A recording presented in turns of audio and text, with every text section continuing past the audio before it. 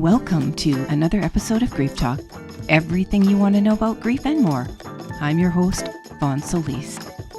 As an author, life transformation coach, online instructor, and bereaved mom since 2005, I'll be bringing you great content that is informative, inspiring, and practical. Whether you have suffered a loss or other adversity, stay tuned and tapped in as I cover a variety of topics to help you get where you want to go on your journey to heal and grow.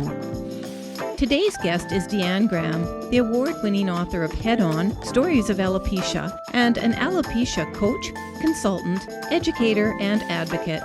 She was first diagnosed with alopecia areata when she was 7 years old. Deeann published Head On, Stories of Alopecia, to share stories and photos of people around the world who are living with alopecia in order to provide a broad perspective on the journey of hair loss. Educating communities in order to empower others who have been diagnosed, especially in the beauty and medical industries, is an important part of Deeann's outreach. She is also the host of the Alopecia Life podcast, where she continues to educate and share stories to help others realize that they are not alone.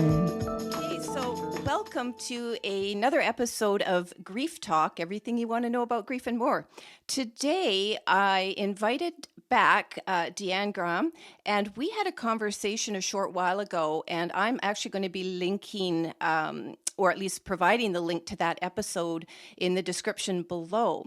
But today, rather than a more formal interview, Deeann and I are just going to have a straight up conversation between two women who have experiences in the topics that we're going to be talking about today. But first of all, I just want to say, hi, Deeann, and thank you for coming back on my show. I'm happy to be here. Thanks, Vonne. Excellent. So Deeann and I know each other in the business world, and I think we're becoming fast friends.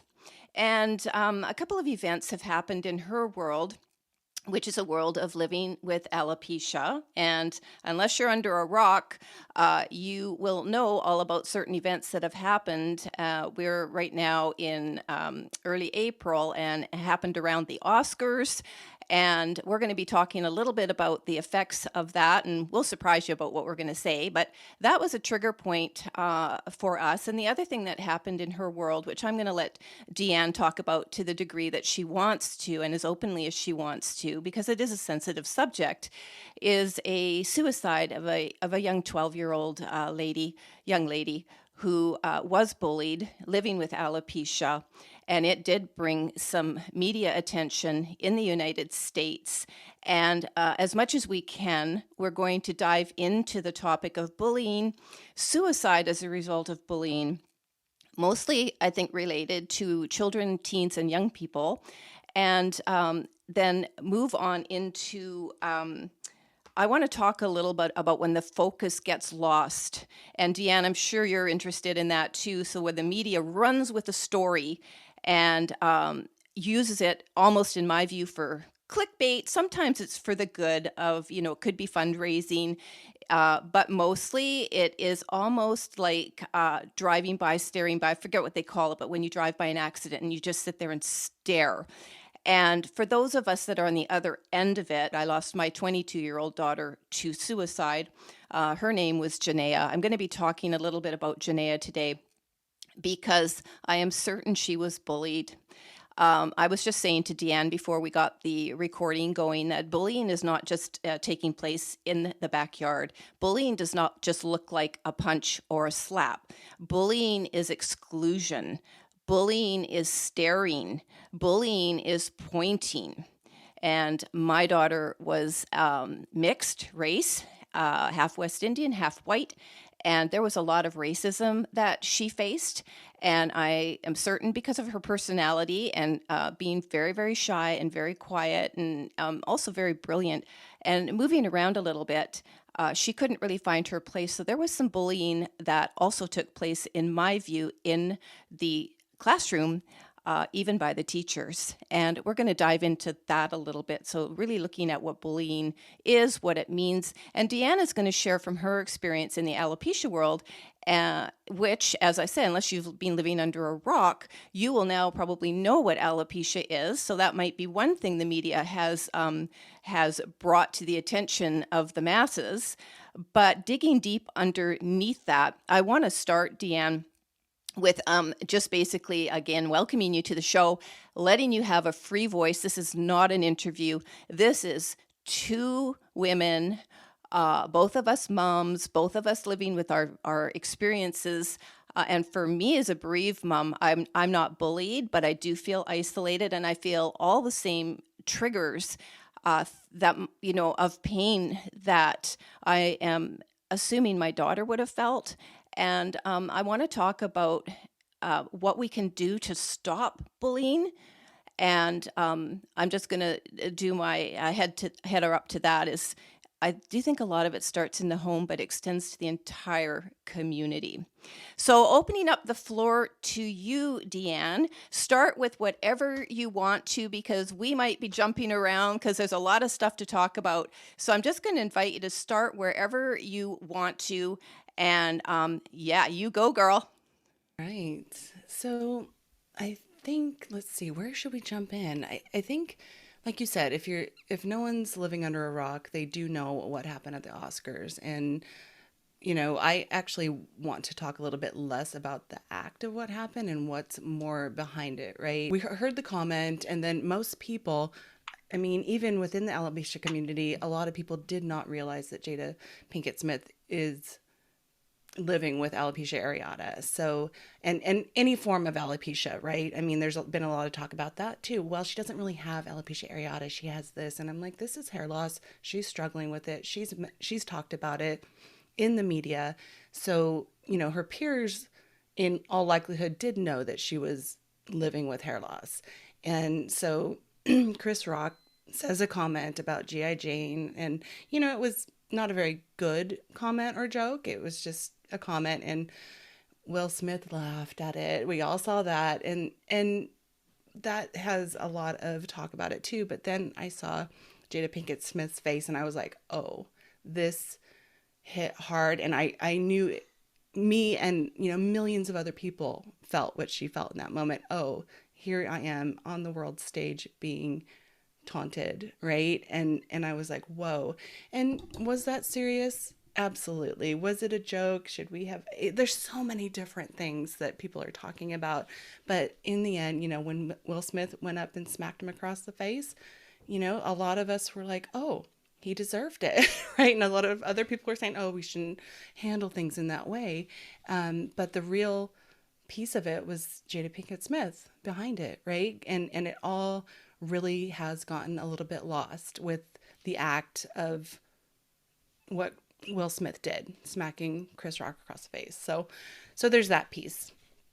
And subsequently, we've had a lot of memes, a lot of follow up in the media, and we're still talking about it over a week later, which really does show a lot about what people don't know about alopecia, and the fact that people are talking about it now. And this isn't just within our in the United States. We're talking about it in the UK, in Australia, because people around the world are living with alopecia and understand what it is to have this happen to them publicly. So, just a quick question that I want to pop in there, Deanne. Is this a good thing? Like, I get that we're not going to, well, I don't, you focus, the focus on that's violence, and maybe the violent community or the abusive community, people abused are going to jump in on that whole thing of the slap part of it. But is this a good thing? I mean, and this might be a tough question to answer, that Will Smith slap of Chris Rock has brought attention to the alopecia world. Is this a good thing? I think so. Yeah. Okay. I think absolutely it is. And of course we don't want to ever associate violence with raising awareness, right? Right. I think it really does speak to the secondary stuff that's going on in the home when you lose your hair, right? I mean, your husband, your kids, your friends, they all see how people react to you in public, and feel free to say whatever it is. And I'm not saying it's right or wrong that he did that in that moment. I just feel like it's a real moment. Exactly. Like, oh my gosh, I'm not putting up with this, and smack. How many times have other people wanted to do that in our lives, and instead there's been glares, or there's been, hey, stop staring, or a moment to teach, which was lost in this moment. It was really a great opportunity to teach, right? I mean, he could have done a million other things. He could have, I don't know how many paces was that he took to get up there, 7, and he had that many opportunities to say, wait a minute, instead I'm gonna embrace Chris Rock, whisper in his ear, or I'm not gonna say anything and I'm gonna just sit there and talk to him later. I mean, I don't know. It is what it is, right? It came down to what happened, and people are talking about alopecia, and not necessarily in a positive way either. There's some great positive things coming out of it. A lot of interviews happening, but we just had something with, I think it's Bill Mayer. Bill Maher, what did he say? Oh, well, I can't swear, No. but he basically said that if she didn't want to get ridiculed publicly, that she should just put an effing wig on it. I mean, and so Oh, Bill. harshness of the words, but those are words we hear all the time. Well, if you don't want to get talked about, if you don't want to be questioned, if you don't want to, then you should just cover that up. I mean, the fact that he said actually ridiculed, or made fun of was a bit. I mean, you're just like, oh, this is the way that we are walking in the world, right? And so and that's been more recent in the last couple days that has come up. I'm very sad to hear about that because what in my view, what happens is when people like public figures do even make a joke, are sarcastic, it's and whatever else negative, it does actually have an impact and influences the unruly behavior of other people who don't understand people who are living with conditions, vulnerabilities, you name it, whatever we're living with. And here's something I'm going to throw at you right now before I forget. If this is impacting the majority of adults that I'm going to assume, I know we're never supposed to assume, but I'm going to maybe presume that are posting on Facebook, that are having these reactions. And the conversation that I've seen has been more around adults, a few adult women speaking out who have adult alopecia as adults. What the heck is this doing to the poor kids? Right, right. Have you seen that in your community? Like any reference to that? I mean, every single post within social media that I'm part of was talking about this, right? And it's dying down a little bit, but I did see one particular post that said a mother woke up the next morning and had to talk to her daughter, and I don't even know how old her daughter was, and said, listen, there's probably going to be some GI Jane jokes going around that you need to be aware of. And then she had to kind of explain what happened, and I'm like, oh my God, why are we having to do this? And guess what, that little girl went to school the next day and it happened. I mean, exactly like the mother anticipated, it happened. And no matter how much we want to believe that people are good and people are going to not just latch on to something like this, it still happened. And you kind of think, excuse me, you kind of think, okay, yeah, people are going to rise above. People are going to do this, but it's easy to just say, okay, we're going to just say, you're G.I. Jane. I mean, and G.I. Jane itself isn't, it's a strong, powerful woman. And, Yeah. it's not become that, right? It's not about that anymore. It's about the look of her. Well, is it not, though, if I can sort of bring it back to the whole thing about bullying in general? So the slap highlights the bullying. The bullying for right now might be centered more in media around the term G.I. Jane, but I'm pretty sure there's other types of bullying that have been going on for a really, really long time. That if you even want to speak to that, what's going on in schoolyards, how they're treating kids. And I know I opened up with the suicide of the young lady, age 12, which that's where I've said to you, those parents have crossed over into my world. Hence, we have an ongoing connection, you and I, Deann, in our different worlds. But I'm just saying, like, in terms of the bullying and in terms of the bullying that leads to suicides of young people, which is the case for a lot of suicides in my community, teen and children. Um, what are some of the other things? So the slap by a celebrity of a comedian highlights the bullying, but what are some of the things that have been going around in your world for if you want to focus on kids, teens, adults, all three, that you either even experienced yourself as a child? I know you've been living with alopecia since you were a young child. And what the heck we can do about it, because I'm on the suicide end of it, and surely that is not the result that we want, people, right? And audience, viewers, listeners, you don't want that for your kid. And while it's so important to understand what's truly going on in your child's life with whatever they happen to be living with, however they look, whatever makes them a target, you need to be aware. And we'll talk about that when we close out what parents, families, school systems, the whole community that's in our children's lives, in all of our lives, how they can better support us. But yeah, so going back, if you could sort of speak to, it's not just about the G.I. Jane joke. What else are they dealing with? I mean, in the most simple way, right? The kids and adults will latch on to things like asking questions to draw attention to what's going on. I mean, you cannot get away from it on the playground when you're young, where adults and children will be saying, "Oh, you're bald. Your hair is weird," depending on what stage of hair loss you're in. And so kids can't just be kids playing on the playground. They have to answer these questions. And I think, children are being given an opportunity to advocate for themselves, but do we want them to have to be able to do that so No, early? no. Kids, can't I just go down the slide without being questioned by an adult why I left the house looking like this, and why my parent let me cut my hair in this manner?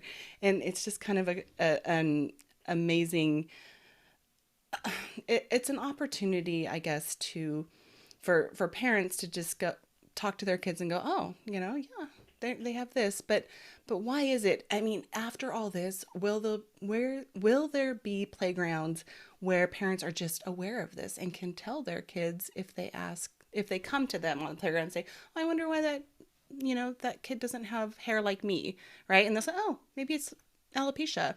And a lot of the time, that is all that kids need. They need a name to it. This is Yeah. talk about so much. They don't need to know what alopecia is. They go, "Oh, it's alopecia. Oh, it's this." And a lot of the time, interactions on the playground are a little kid coming up to another little kid going, "Oh, you look a little bit different than me." And this little kid says, "Yeah, I do. I have alopecia. Okay, let's go play." I mean, it's Exactly. too, that is okay, because if you don't know as children, it's not a bad thing to be okay asking, or to just be curious, but to be mean, right? That's another thing. Taunting and saying, "You're bald, you're bald." I mean, it's just that is a normal thing, though. I mean, I got that on the playground, but that's also coming from a place of lack of education, lack of awareness. And so depending on what's going on in the home, what's going on publicly, you can really address a lot of that just by knowing. And, it's not up to the kid to always have to educate, or the parent having to do that. It's like, hey, that's what Google's for.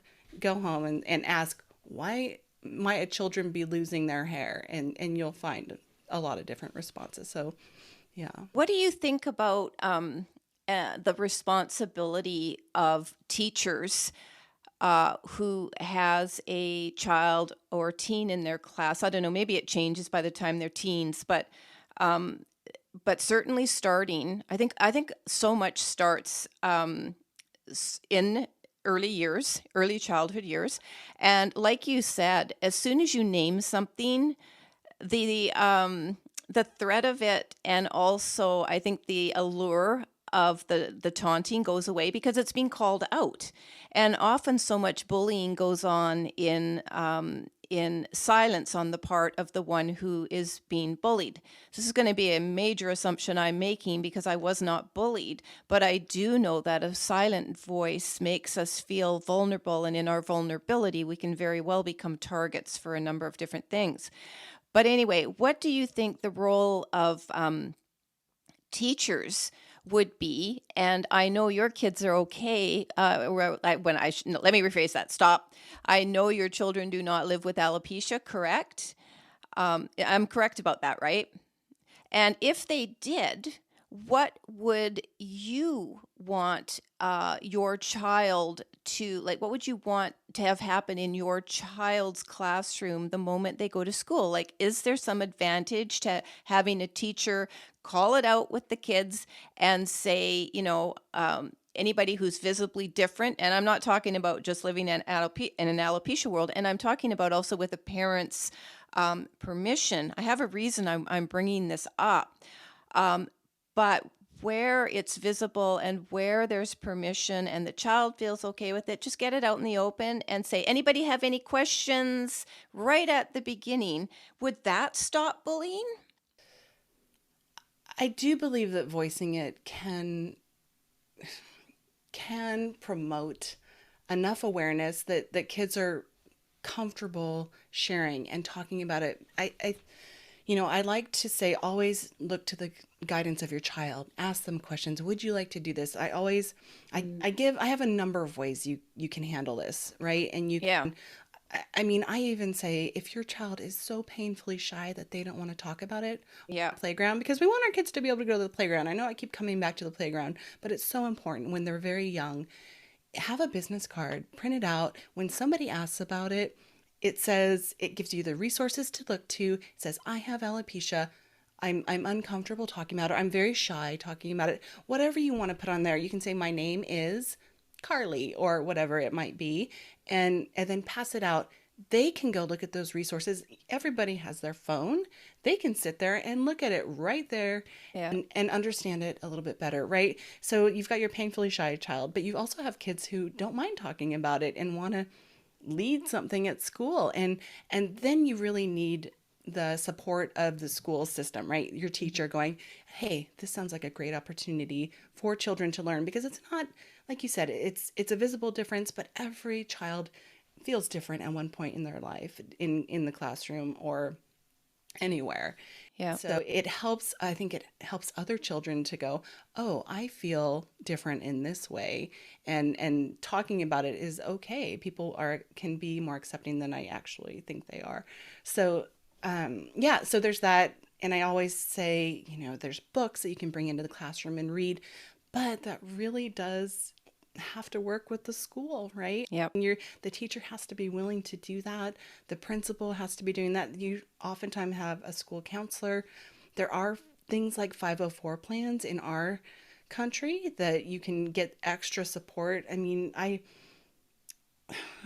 talk about parents, or I talk to parents saying, wouldn't it be just be nice if we could have a conversation with the school saying, hey, it's important that my child wear a hat for her comfort, his comfort in the classroom. I know you have a no hat policy, but this is the way they feel most comfortable, right? Wait, I have to jump in here. Are you saying that in some schools, in a no hat policy, a child living with alopecia who may feel more comfortable, who definitely feels more comfortable wearing a hat, they wouldn't let them? Yes. Yeah. That is something that a lot of the time we have to push for, and we have to say, this, we want these processes to be in place so that you have to kind of twist it and say they're going to be able to learn better, right? So make it a school curriculum type thing, the idea of it. But I mean, things like not sitting your child next to a vent because they're going to be extra cold because they don't have hair on their head, right? And that can be included in a 504 plan.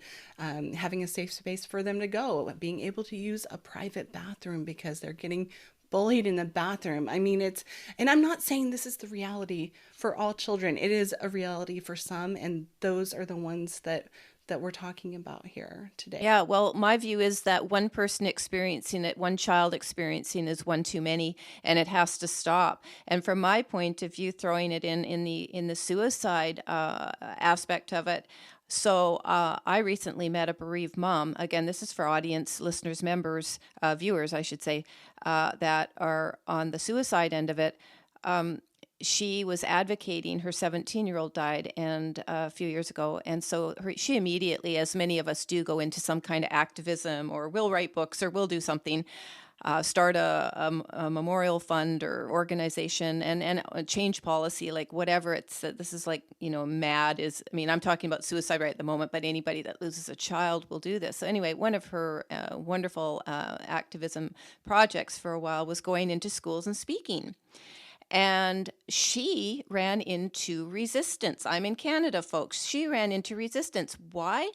Because it got to the point where a plaque or talking too much about her child, right, they thought would be a trigger, and basically influence other teens to commit suicide.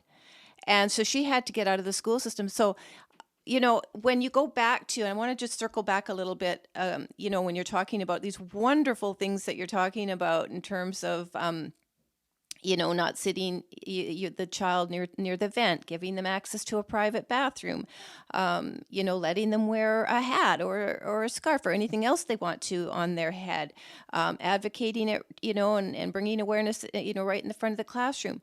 In the case of where we're dealing with child and teen suicides, and there has been bullying from in the school, whether in the schoolyard, whether in the classroom, I'm going to bring it back, and I am going to put it directly into the responsibility, in collaboration with parents in cases where it's necessary, with religious supports, with medical supports such as school psychologists, guidance counselors, all of these, the policymakers, the administration, all of these people have a responsibility to ensure that every child, teen, student is taken care of. And so in whatever way, so the thing that brings our worlds together, Deann, as I said earlier, at the heart of all of this is whatever has caused that child, whatever the age, to feel different, bullied, that it's become hopeless.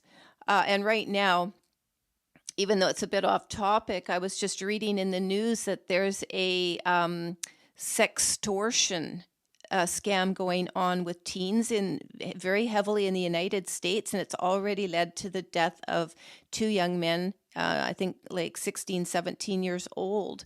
So the scammer poses as, an alluring young lady, asks for exploitive pictures, then blackmails them for not only everything they own money-wise, which is really not very much at their tender years of 16, 17, whatever. And it gets, and the blackmail just keeps coming. The extortion just keeps coming. And it's like, who are these people? Right, Like, who are these people? And that's jumping down another rabbit hole. But it is still bullying. And I do think there is a responsibility. When I said I'd talk about my daughter a little bit. So for whatever reasons, it doesn't matter the reasons that they feel different. They could just feel different because they're super shy. And they can't, like you were saying, they can't speak. I love your idea of a card that in what you were mentioning. Hi, my name is, I have this, read about it, leave me alone and read about it.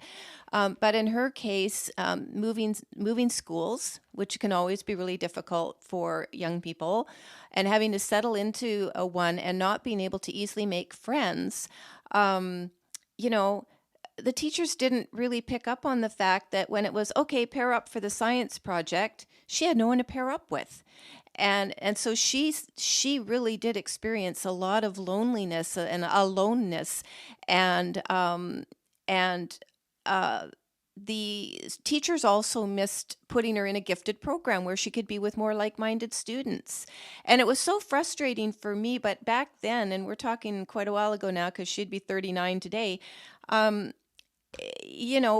we all miss the signs. Medical professionals miss the signs, but there has to be systems in place where everybody cares about each other. And that at the root of it for me is one of the best ways that we can ensure we're raising our children to be compassionate, empathetic human beings. And that differences, I know it seems cliche to say our differences make us stronger, and they do, but it has to be implemented. And that's where I'm going to go back to this whole clickbait stuff where media jumps on a story and everybody pretends that they care for 7 days, or in the case of, Smith, maybe a little longer. But then it goes away. And then you go, okay, well, okay, have we actually really made any changes? And sadly, in my world, no, which is one of the reasons I'm doing what I'm doing. And I know it's one of the reasons you're doing what you're doing. And so it's like the conversation has to start somewhere and the responsibilities have to fall somewhere to someone. And for me, I think it's family and community. I don't know. What are your thoughts on it?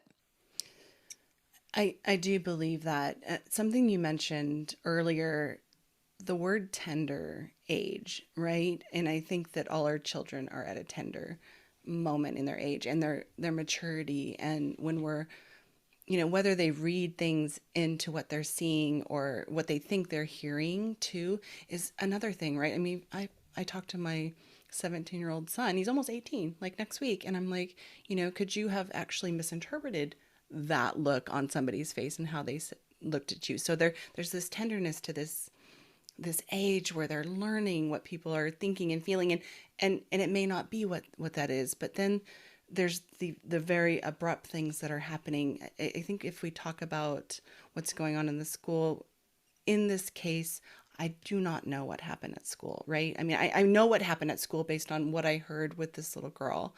And it was not unlike things that I experienced myself. I mean, she was, from what I hear, and I can't say this is, everyday stuff, even once is horrible, Yep. is her wig was getting ripped off her head and she was getting smacked in the head in the classroom, right? And so if this was going on, where is the teacher's responsibility in this? Where's the school's responsibility? And, hearing that the mother said, I need help with this. She went to the school board, went to the principal, said, I need help. We need to talk about this. We need action to be carried out. And as far as we know, nothing was done. And it progressed really quickly. So when we talk about an event that happens on the Oscars, less than 2 weeks after this young girl kills herself because of this bullying, that makes kind of the uprising of the community even that much more strong. Hmm. And so, yeah, does it start at home? This mother did everything she could. She did everything right from what I Yeah. can tell. And there's no right or wrong about this, but she's like, we shaved her head. Look at this lovely, look at, she's owning it. She's doing it. She's feeling confident. And then, less than, I don't know how long the time went from there, but she did the steps that we all say, hey, this would be probably a really good idea. Hey, raise awareness. Let's talk about it. And then she wasn't really able to do that and have that within the home. And then I have no idea what was going on with these other kids who were doing this in the school. I don't even know what kind of home life they could have that would make this okay anywhere in the world, right? I agree with you. And so it's a fine line. But think of it in terms of this, Deanne, and with the greatest of respect to anyone listening. So if your child has a peanut allergy, and this became very, very big, as it should, when my son, who's now just turning 30 very soon, was 6 years old. So before that, they had I'm in Canada, they had just sort of had a few years where they started to integrate children with disabilities, and I'm talking severe disabilities, into the classroom. Um, and so that happened, and everybody embraced that, and they had a carer with them all day long. And I believe that's the case to this day. I don't know all the ins and outs, and I don't know the pros and cons of it, nothing like that. That wasn't my experience, but that happened. But anyway, I remember the first time we got a notice home when my son was either 6 or 7, saying, okay, so no more peanut products to the entire school. We have one child here who has an allergy, it's life-threatening, etc. So again, not without any disrespect to allergies, and only using that as an analogy, that is directly taking a health issue, and yeah, a severe one, that the whole entire school, parent community, everything jumps on board, works with, respects, complies with the policy changes. But if you were to look at any health condition or difference in a child as a severe life-threatening risk, dependent on how it's perceived, treated, and discussed, but just respected. Same thing, people. Let's look at it that way. And every person matters. It's not just about the peanut allergies. As important and as serious as that is, what about the child who has experienced one too many days of bullying or feeling miserable, hopeless, and isolated? Because let's face it, our kids don't talk to us, okay? They might tell us some things, but they're not going to tell us everything. So community is huge for them. So to not feel embraced or understood, what are we doing to protect that kid that after one too many taunts, okay, or one too many days of feeling they can't cope, they kill themselves? And that's happening, going back to the current sextortion stuff that's going on. That's what's happening. And in my world, when your child dies by suicide, it can be a buildup for however long of things they can't cope with, that they may or may not confide in one close friend, if anybody. But as a child, as a teen, often these suicides are impulsive. Seriously, I've had too much. I'm going home. I'm ending it. It's happened to people I know. A dear friend of mine, happened to her 14-year-old. So I'm not just, sort of paying lip service to this. I'm very, very concerned about it. And you and I, obviously, Deann, are not going to solve this problem having this talk. But what we can do is make a plea to anybody listening and watching, and to other people who are really giving voice to this at a very organic level, of people who have direct experience with it, and make sure, one, your kids are talking to you, and there are ways to do that.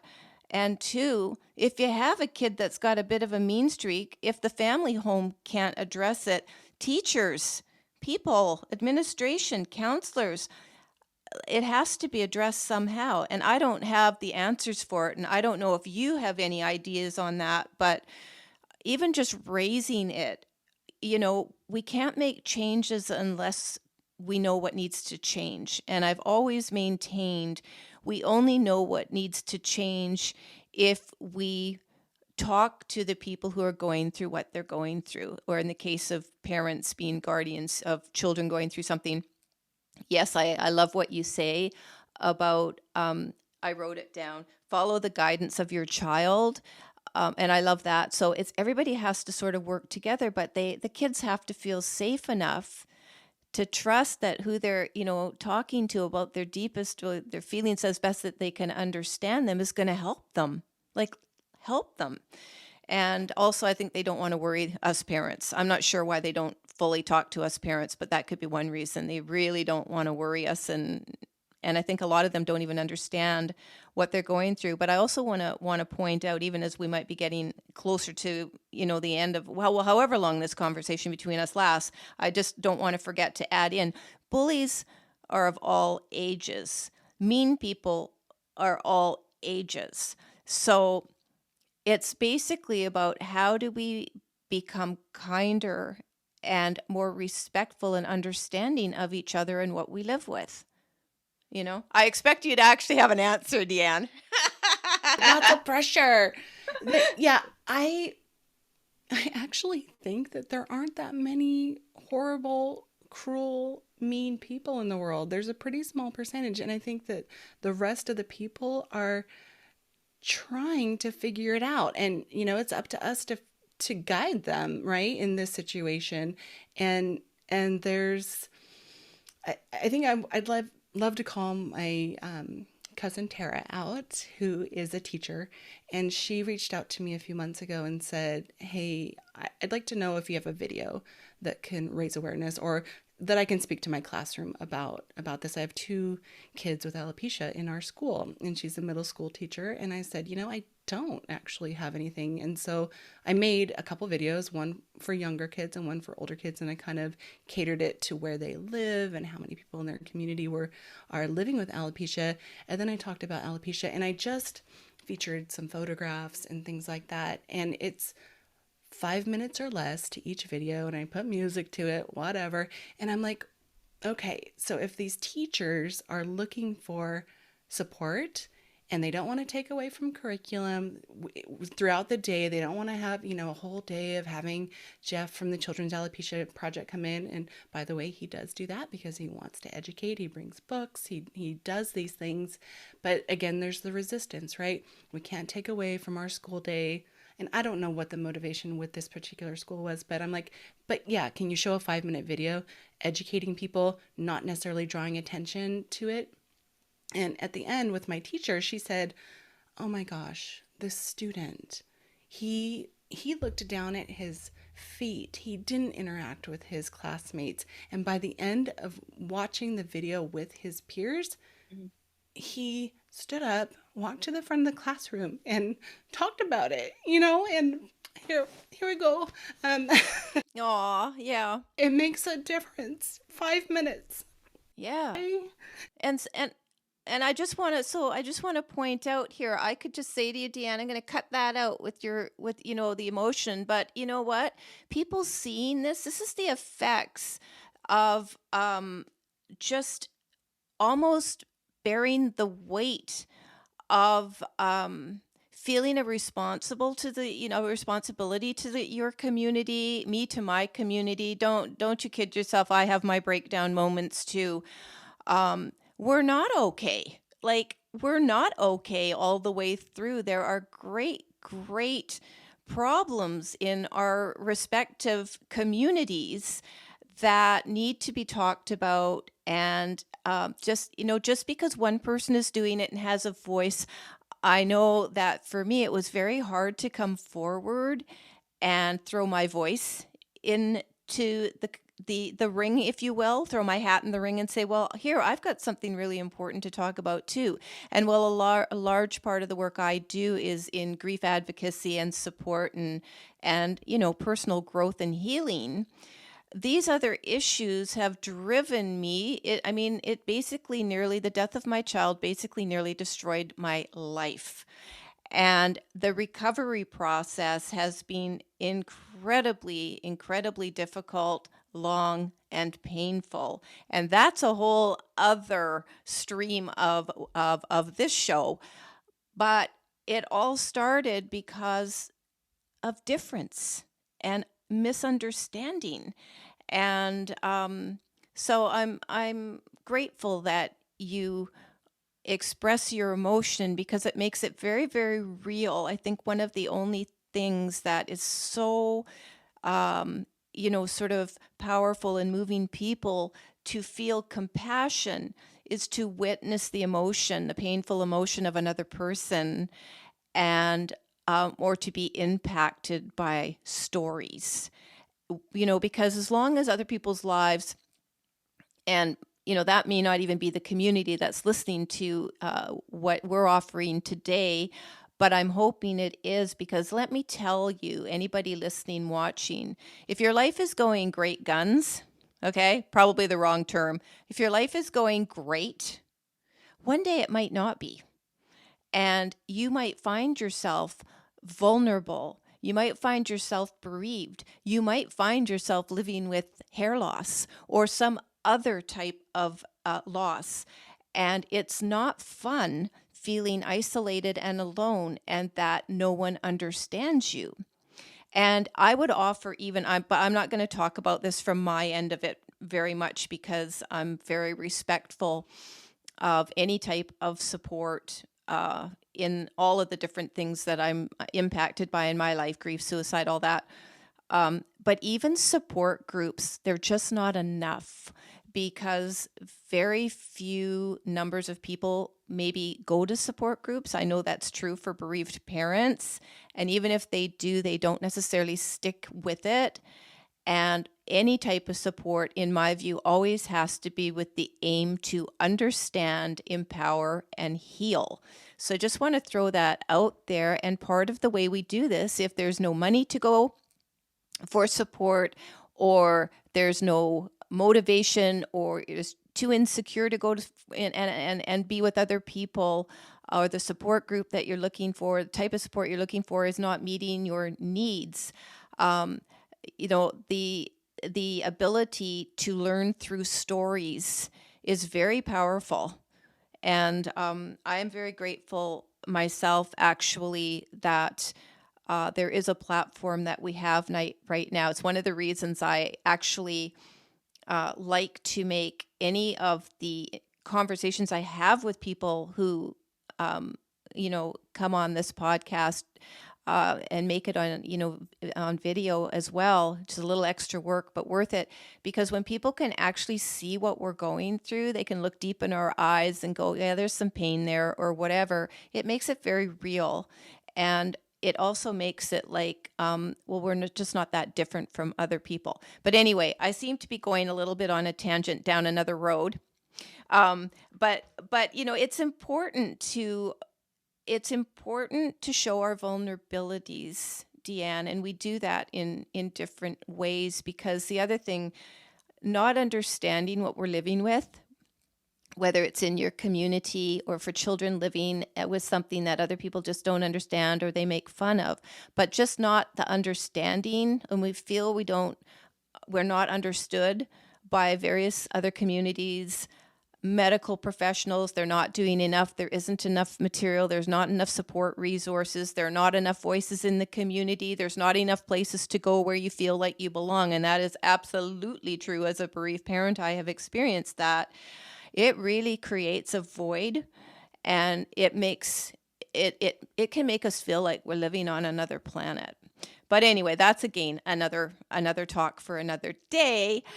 But I just want you to know, Deann, that our voices count, your voice counts, and I know the work you're doing. Do you want to just talk a little bit again about some of the work that you're doing in terms of things that you can do to help parents who might be struggling with a child who's facing bullying? In other words, like, how do they talk to the child about it? I mean, you said that going right back to the beginning, there are numerous other ways Will Smith could have, have taken on those steps up to the stage. I absolutely love that. What are some of those things that, in your community, parents can do to help people be kind to each other, help raise awareness, help their child understand that what they're going through that may actually be bullying, but they don't know it? How they can help their kid become aware of that? I do believe that parents do know their children best, so I don't believe there's one right way to do anything. There's conversations that, you can notice the quietness of your child. You can establish a relationship with your child's teacher. And this is, when I say teacher, this is in those younger years, right? When they only have one teacher. It starts to get a little bit more complicated as they get older. Mm-hmm. They're diagnosed in middle school or high school. That makes it a little bit more challenging. But when they are young, continue to have conversations with your kid. Hey, how'd it go today? And if they're, oh, you're pretty quiet today, you don't have to say, oh, did something happen? Sometimes it just comes out, that silence that happens after you ask a question, let that be there. And a lot of the time we do know things are going on, and talk to our children, whether they're in preschool or kindergarten or sixth grade. There are options to raise awareness, to talk about it. And it's going to change as they age, right? I mean, they're not ready to talk today, but next year they might be at the beginning of school. We happen to have September is alopecia awareness month, and that happens to be around the time school starts, right? And so a lot of awareness and advocacy goes on during that month. And I always say, I have a lot of parents who reach out to me and say, hey, I need to find a therapist for my child. And I'm like, oh, okay, is that, what about, I'd love to talk about that with you. And if there's some other options that we can explore first. And if you still want to do that, I can help you establish what you want to look for in a therapist who can help your child. Right. And so there's always the traditional route of going to therapy and getting counseling. But does that person really understand what loss is, how to grieve a loss, and how to talk to your peers about things? And they're so little. I always picture these really little kids and not understanding. And even if they talk to me as a coach, I'm like, your child is fine. Actually, you as a parent sound like you might need a little bit more support. But first off, I think that kids need somebody who looks like them, somebody who understands, and that may look like a support gathering, right? In the last couple of years, there haven't been in-person gatherings, and that's been pretty harmful to the population of the entire world. And within our community, there were camps that had to be called off and in-person support group meetings, which it's not like parents are meeting and talking about their child's hair loss. It's, hey, let's go to the park, and kids are just playing, and parents are, gathering at a picnic table and talking while their kids play. And I think that those gatherings are really important. But like you said, in other groups, Zoom meetings, they have their camera off because they don't want to be seen. So these are adults, right? Mm-hmm. And so I always encourage them to feel free to do that, and just to show up as I am, right? Yeah. Show up as I am, and if they're comfortable without their camera or with their camera, that's and next time it may change. And I've been meeting with our local kids on Zoom, and they happen to be all girls, and one of the grandmas really wants her grandchild to take her hat off, and I'm like, it's okay to show up as you are, no matter what you're wearing, in the comfort that you have. So there's I love that. I love that. I'm thinking about it for, I mean, I almost, you see, I don't have young children anymore, obviously, but, all of these things, and we didn't have Zoom, and, Skype was just sort of coming into its own back then. But what you're saying is just so important. Everything you're just saying about all these tools like that you've just mentioned, parents, if you're worried about your child or concerned about your child for any other reason, they don't have to be living with something visible. Everything that Deann just said, please apply in your life as well in communicating with your child. I love what you said, Deann. You don't have to say, did something happen today? But, listen, I still check in daily, pretty much daily, with my adult son. Make sure he's handling the pressures okay. Make sure that he's just okay. And, because there's a whole host of issues that when he was 13 when his sister died. And to your point, we were talking about earlier, about like counseling and schools stepping in and stuff like that. If they see a problem, but making it that's what I was thinking about, rather than make it about the child that has the problem, make it more about the kids that don't, and what their roles and responsibilities are to, respect, understand, and how to treat their classmates, just each other. So without necessarily pointing to someone's specific problem, these are the rules. We're going to make sure everybody pairs up, make sure everybody has a buddy, make sure if, wherever anything is sort of out of balance, that they can rebalance, and maybe giving children the voice in how to do that. Whether schools are doing this approach or not, I don't know, Deann, because I'm going to tell you that suicide, well, it may not be up per se amongst children and teens, so youth considering to 25, maybe 26, it is an epidemic in almost every country, and one of the top killers of our kids. and it's coming from somewhere. And yes, we can take responsibility for in the home. And if I could go back and do a lot of things all over again, you bet I would do things all over again differently. And we need to have more guidance uh, as to what those things are. But in my case, in my world, it's the child, confronting your child. If you're worried, I can't tell you how many parents I've met over the years that say, I'm really, really, really worried about my child. And say, okay, so did you talk to them? Did you tell them? Did you ask them outright if they intend to harm or kill themselves? No, I could never do that. I could never do that. And you know what? I get it because I was exactly the same. And so it's not always confrontation. It is communication. And you can bet I took that approach with my son. I wasn't worried about him ever ending his life. Didn't have the same worry about him I had about my daughter. And to be fair to all parents out there who are worried, we sometimes or often don't know what it is we're worried about. But I would wager to say if you have a child that is different in any way, you're going to be worried about something. Just think you are. And it's that has to be addressed. And by the way, I just want to say, I don't know if it's changed, but I'll bring this up for parents who are watching this and are worried, or your child is a sibling of a sibling who has died for any reason. Talk to the school. Make sure that they put in, practices, less expectations for an agreed upon time for their child to produce schoolwork, homework, things like that. We actually made that request, and again, this is going back 17 years ago, and the principal of my son's school never relayed the information to his two teachers. And we had specifically said he just lost his sister in the summer. This was the September. She died July 26th. And it wasn't until November when he was noticeably sick a lot, lethargic. He could not do his homework and stuff. We went and had a meeting with the teachers and found out they had never been told by the principal.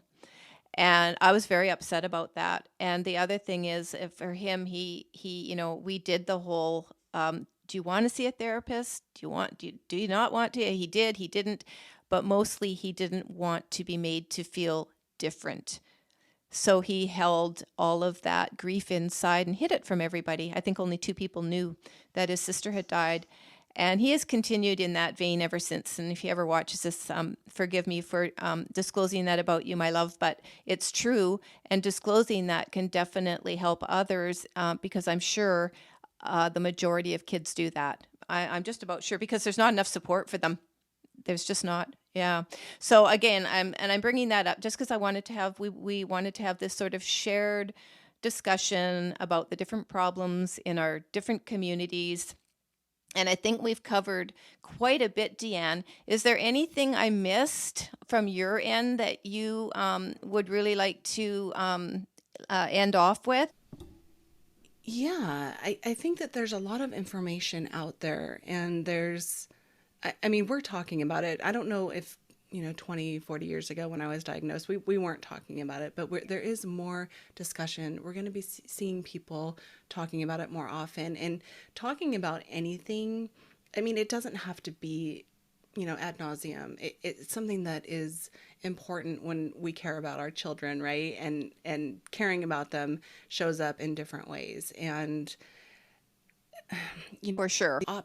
these options for kids to share and for parents to have conversations with teachers, with school staff, that it's really important. I always say it's really important that if you have a child who's wearing a hat and there's an agreement that they can wear the hat in school, that the entire staff needs to know about it, right? And Yes. they're not calling them out. You can't wear that in the lunchroom. Hey, why are you leaving class and wearing a hat? Why are you? I mean, there's hierarchy in schools, right? Too. And so you go, okay, it comes from the top, and they should be, there's just a nice cohesive way that things should be. Mhm. They aren't, but there are possibilities to open up these conversations and to make it happen. I have a lot of parents who say, "Yeah, I didn't know what to say when we were going to talk to the school, but my child wanted to talk about it, so it became very important." And the teacher was like, "I don't know if we should do this." And then all of a sudden they're like, "Okay, I'm so glad we did this." Right? And so you have to pave the way sometimes. You may be the first parent dealing with this and the first child having to live with this in a school that doesn't understand, but you are paving the way for children who come after you. Yeah. And it's such an important point. And I'm just going to throw into the mix here that these issues are not going to go away. Alopecia is not going away. Suicide is not going away. So we're dealing with it. The issue is, in case of children and youth suicides, is how many more do we have to go through? I haven't seen a lot of changes. I got out of support groups years ago. I wish I hadn't, but one of the reasons I did was, one, there wasn't enough there. In fact, there isn't any where I live, and I'm on Vancouver Island. And the one that there is, it's about maybe 40 miles from me, and and again, hats off to anybody who's working in support, but for me, the focus has to be on bringing in ways to try and recover and heal, and not just repeat our stories over and over and over again. So that can be a bit of a problem when you're looking for support. But the other thing, and I'm probably going to forget it, but I did have something I wanted to say, and I apologize. It may come back to me, but it was sort of in the vein that these problems. Oh yeah, I know what it was. One thing I've started to learn really recently. Again, this is for the group in suicide, but prevention, is there's starting to be some really organic community groups pop up in Canada. And I've now come across the second one, and you know what? It was a mom that there's actually an advocacy group too. It's not a support group, but it's more an advocacy group.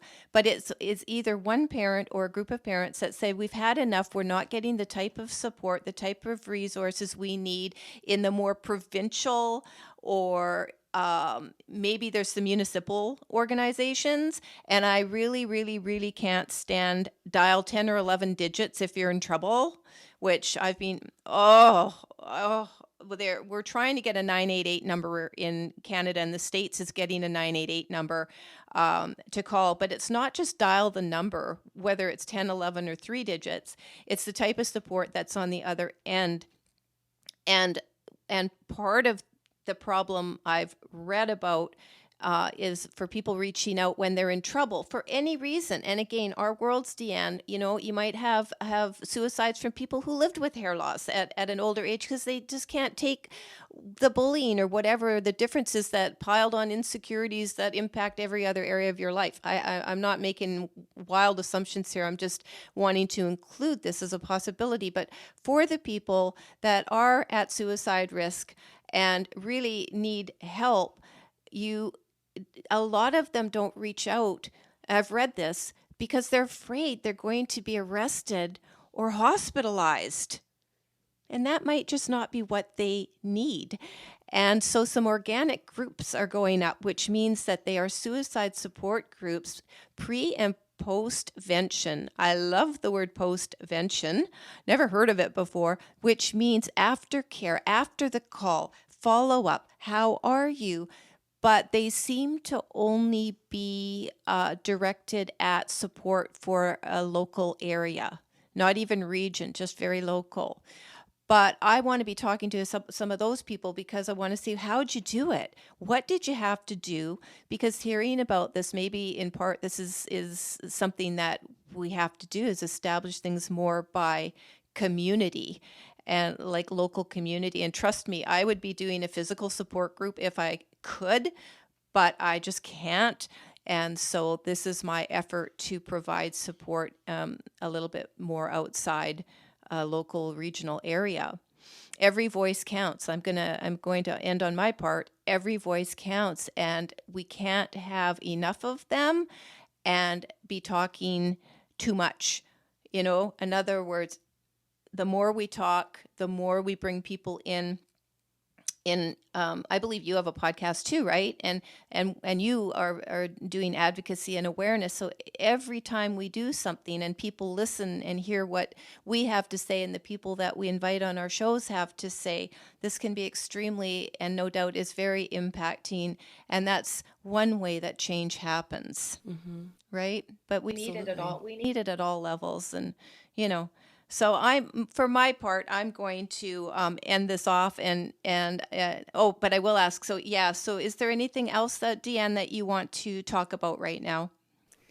I I don't know that I want to talk about it, but I would love people to come on over to my own website and see the resources that I have available. Yes. So those videos that I made for my cousin that I've put up on YouTube to Yes. use publicly, you can share them. You can take them into your own school.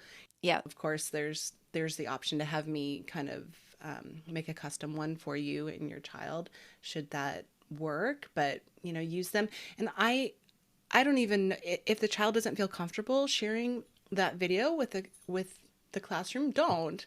Yeah. Seeing and watching it themselves can help them feel a little bit more normal, or the people that they're not alone, right? And I think that that's really important. And my book was kind of made to do that too. Yeah. Stories. We talk about stories, right? That Yes. you're not alone.